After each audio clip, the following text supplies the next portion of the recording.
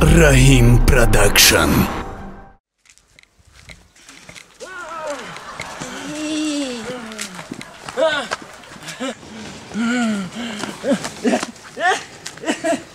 اکا چی در داری؟ چی بالا زده؟ چی خیلی کوزاله رفته آی بزن بگی با میفهمی حالی بگو زن زورون اومده ایبرک گوشه توبه کدومه آدم زن بگیرن راحت کنه زنگ تا کوزیده توبه کدوم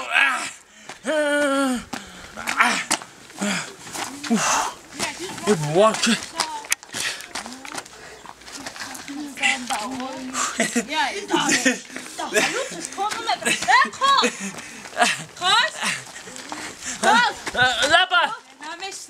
بچه این چی رو با خرسندی تا دیگه اونده با اهمیت نمیتیم حیات دیگه بارو شما کار کردن من را دیده خیلی برای هفت خرسیده که برای چه خرسنده ای همش سبب داره یک حادثه شید چی حادثه؟ بگو چی حادثه؟ آلی راه گشته بریم که دیر نشود گوش کن خلاصه همی دین سویتون شما مرده بود هازده چم گذر همه مرده همی اومدم عایشه سویتون مرد با چی گپ شید؟ سویتون مرد میام زیغ میشم تلویزیون میمونم تلویزیون کردم میکنه سویت نیست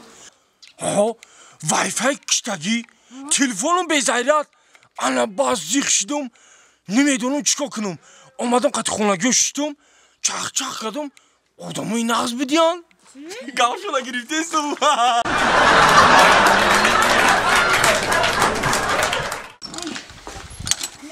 کاری دنیای در جانم زد کاری قشتواق در جانم زد مردک این حولی هم درست کشیده گیه گفتم مردک بخی زمینا را پابل که باش اینه یا علف ندارن او ندادن و همون خودش میاماید چی میخوردک زاخی همین خداوند سنگ در دادی همی سنگ که کیر مدارش که گوی ترانه نکن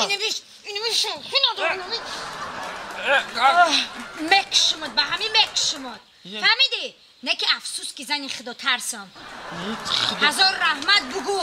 خدا را که زنی خدا ترس داده ای خدا ترسیده می باشه ای خدا نو ترسیدگیت خدا پناه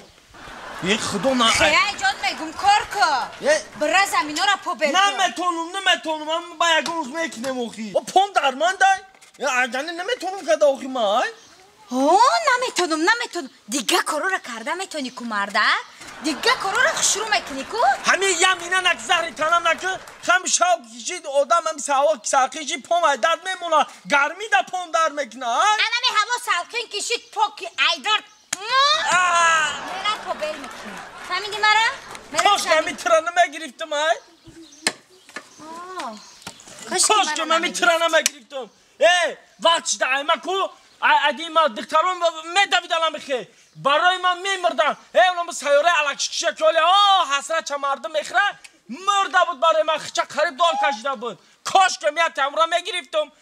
ایدمم سیاره اوس بسته محیا میگفتن دختر اگزاری بالا محیا برام مرده بود سرایاش که مال اینه سیارهاش که خچه دار کشیده بود قریب مری نداشتم رسیه رفتم یاد آتش بیا برام دخترها میمردن من حسام گم میکنم دخترها ایدم من تا میدویدن من قطعی تو خار شیدم اک مردک میگم همه گپکی خوب گپ زدی من گوشت کردم اک بیا بخوبی خوبی گپ اوخی جای تعریف نیست میدویدن ایدم دخترها میمردن همه خودت پشتی در من خورده کده بدی اک مردک جان راست میگی اک دوره جوانی ما باید نیار دوره جوانی اینا مطرح گوش کردم تو مرا گوش کن گوش میکنم تا همین در وقتی یاشیان قطعی ده یگیتی با ناموس و بلنگ با ناموس میگشتم یگیت بدن مردکو دو یگیتی زور بود یگیتی زور یگیتی بلنگ با ناموس خیاتش بلنگ با ناموسش ما دیمش که مردک اولی تو کو یکم شنه میشناسی چه؟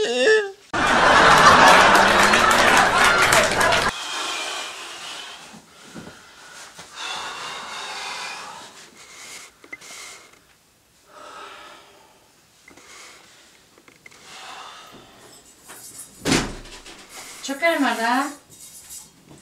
بزنم نه چای گیره چکر نخ کجا رفتن کجا نرفتن بیا بخیل از مردک جان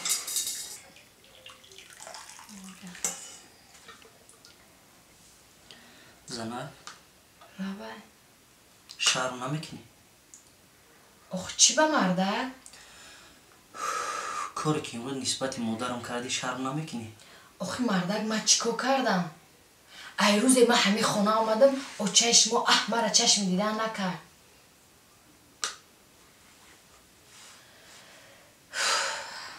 ای سهر تا بگه اگر 100 باره بجم دای خونه با کارشم میکنم چشمو همین وقت ساعتی که شما میبیاین یا کارتشکا میگیره یا پیاز میگیره با یک بهانه بالای در میره که فقط گنده کنه مرا ای مردک کدام روزه میشه که در نزد همسایه شرمنده میشین چه شرمنده؟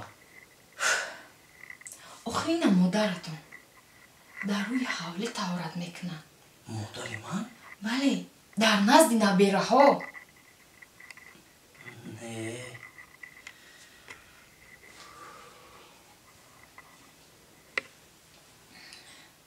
مردک جان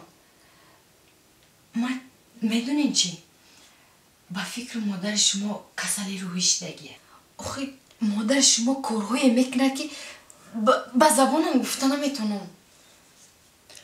آخه مردک روزی میشه که یک همسایه ایدر داره در نزد همسایه شرمنده میشیم آخر روزهای آخر مادر شما از عقل بیرون شدگیه نه او این خیلی نبود که آخه مردک جان آخه گفتن میشه کارایی میکنه که با زبانم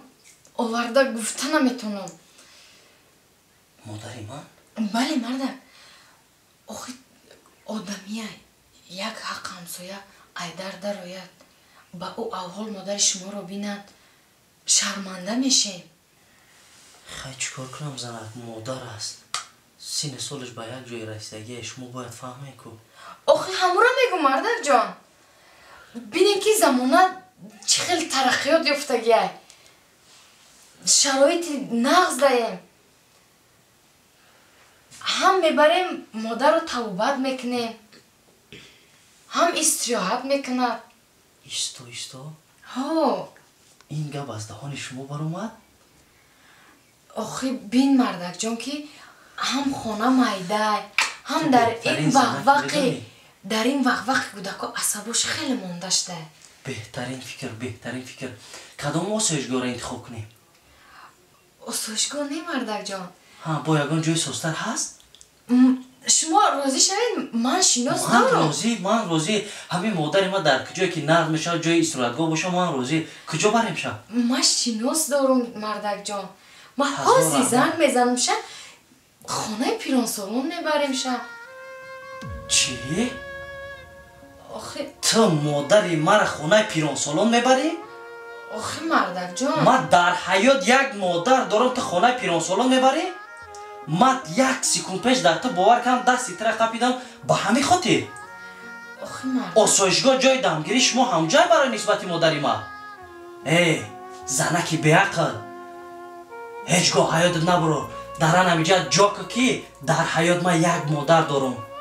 من پدر دیدگی نیستم یک خواهر معیوب دارم هیچگاه ما برای شما در نیمه راه نمیپرتم صد افسوس که من با گپ تو باور کردم من میدونم که اکثریت زنها شما همین خیلی مادر رو از فرزند دور میکنین تو میدونی که تا وقتی تو در زندگی من نبودی نسبت من مادر من چه خیلی زحمت کشید چه خیلی عذابا کشید که مرا تا این روز کلان کرد حیفی قدر باوری که من نسبت تو کرده بودم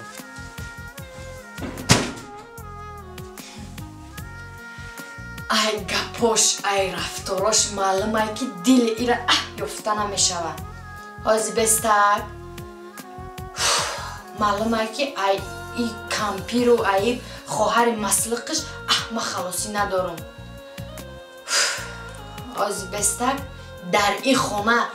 یا کمپیر میسته یا من میستم مرا زهره میگن حاضی به میبینی